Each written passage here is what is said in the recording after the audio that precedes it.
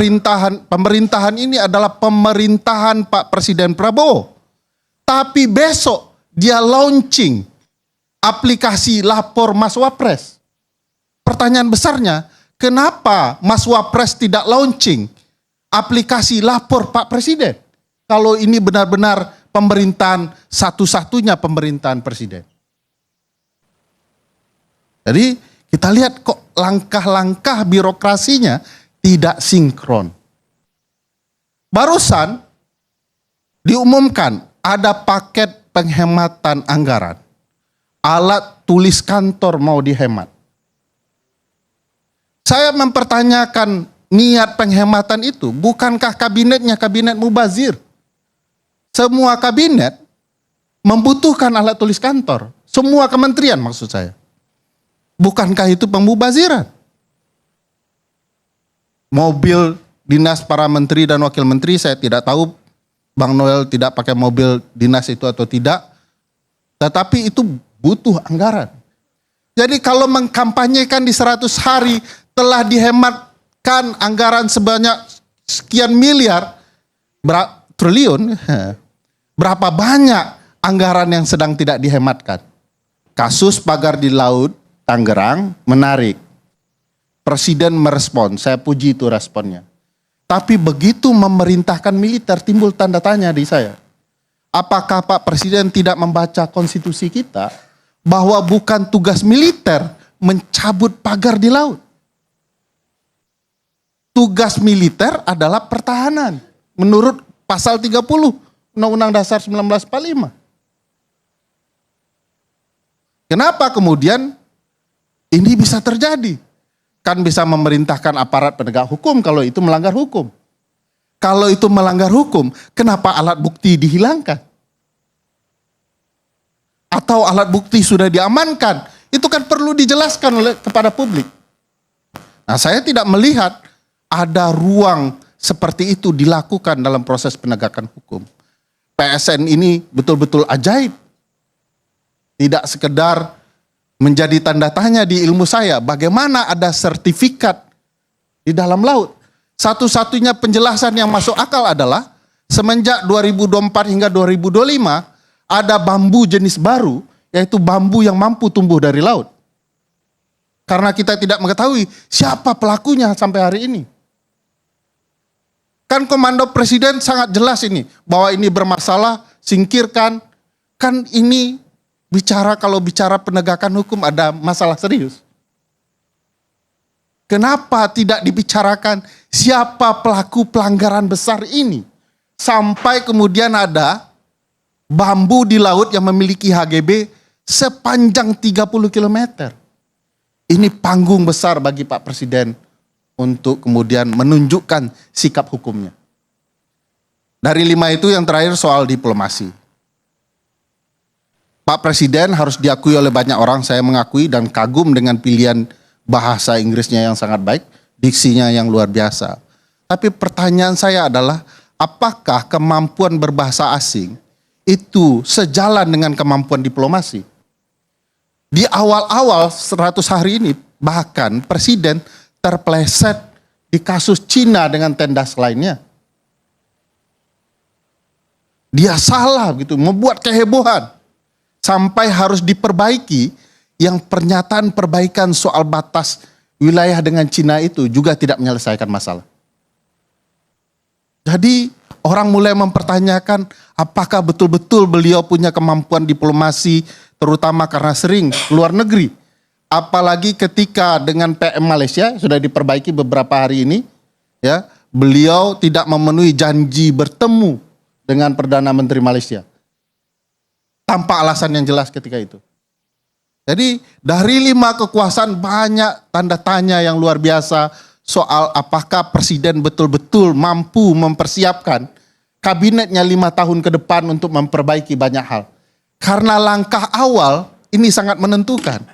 Kalau dianggap 5 tahun itu adalah 1000 langkah, langkah pertama itu harus baik. Oke, halo teman-teman, kembali lagi bersama saya di channel ini. Salam NKRI harga mati. Teman-teman, dalam video ini tentunya yang disampaikan ya oleh seorang Bung Ferry Amsari. Tentunya hal-hal seperti ini masyarakat senang ketika ada politikus-politikus yang cinta dengan NKRI ini. Dengan berbagai macam yang terjadi, tentunya ini menjadi sebuah ancaman dalam menyelesaikan sebuah pemerintahan yang ada. Berbagai macam situasi-situasi politik yang sulit untuk ditebak. Nah, pada kesempatan kali ini kita melihat seorang Ferry Amsari yang mengkritik keras ya perjalanan seorang Prabowo Subianto. Dan kita benar-benar kecewa dengan Prabowo ketika dia tidak berani tegas, ketika dia tidak berani konsisten untuk menjauhkan dirinya terhadap Jokowi. Karena sesuatu yang lembaran putih ketika ada titik di tengahnya yang hitam, dan pastinya itu fokus kepada hitam itu, dan itu tidak bagus lagi. Nah, pada kesempatan kali ini komentar-komentar masyarakat menyampaikan kalau Jokodok dan Aguan dihukum ditambah 9 naga, pergerakan dan kuasa ekonominya dibatasi, baru negeri ini bisa tentram. Harusnya di negeri yang berdemokrasi ini ada satupun manusia yang kebal hukum, semuanya sama di depan hukum dan pemerintahan. Kita lihat dan kita juga lihat secara langsung dan secara terang benderang bagaimana pemimpin di kala itu di masa Jokowi, pelanggaran hukum yang luar biasa, politik dinasti, melanggar aturan Mahkamah Konstitusi, merubah undang-undang, tetapi seorang Jokowi tidak diadili sama sekali, tidak mendapatkan konsekuensi sama sekali. Ini menjadi sebuah pertanyaan besar. Ada apa? Kenapa ketika masyarakat yang melanggar, di situ baru disikat habis, hukum dipergunakan bagi mereka? Ini menjadi sebuah PR bagi negara kita. Kalau nggak ada ketegasan dalam menjalankan penegak-penegak hukum, maka kemajuan tidak akan terjadi.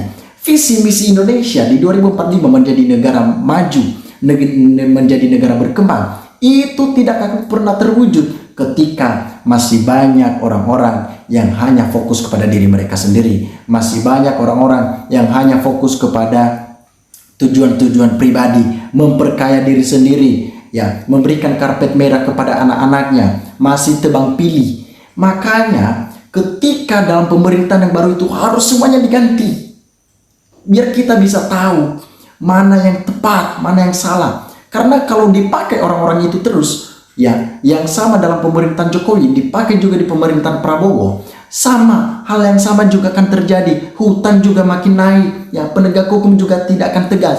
Dari Kapolri lah, dari KPK, dari Mahkamah Agung, Mahkamah Konstitusi, dan berbagai macam penegak-penegak hukum yang sulit untuk dipercaya saat-saat ini. Dari komentar Global Alfres mengatakan, hutang 8.000 triliun dalam 10 tahun Mulyono, tanah digali negara lain, hutang habis dibabat untuk sawit, laut dipatok negara developer, KPK dan MK diacak-acak, KKN terlihat normal saja. Rakyat Indonesia memang terkenal kaum pemaaf. Jayalah negeri ini, jayalah negeri ini, itu yang terjadi. Jaya negeri jaya, ya memang ini secara terang benderang, ya, kita tidak membuat-buat akal lagi. Bung Ferry pemaparannya sangat masuk akal dan jelas. Ya, calon ketua Mahkamah Konstitusi di tahun akan mendatang jika presiden mau memajukan peradilan dan memajukan rakyat. Saya sudah katakan tadi bahwa ketika itu tidak akan pernah diganti, maka tidak akan pernah ada kemajuan. Tetapi kalau semuanya dalam pemerintahan yang baru semuanya diganti, ya, tidak hanya presiden dan tidak hanya wakilnya, tetapi semuanya dalam kabinet-kabinet, maka pemerintahan yang baru seperti itu pasti dijalankan dengan jujur. Memang Prabowo bekerja tergesa-gesa.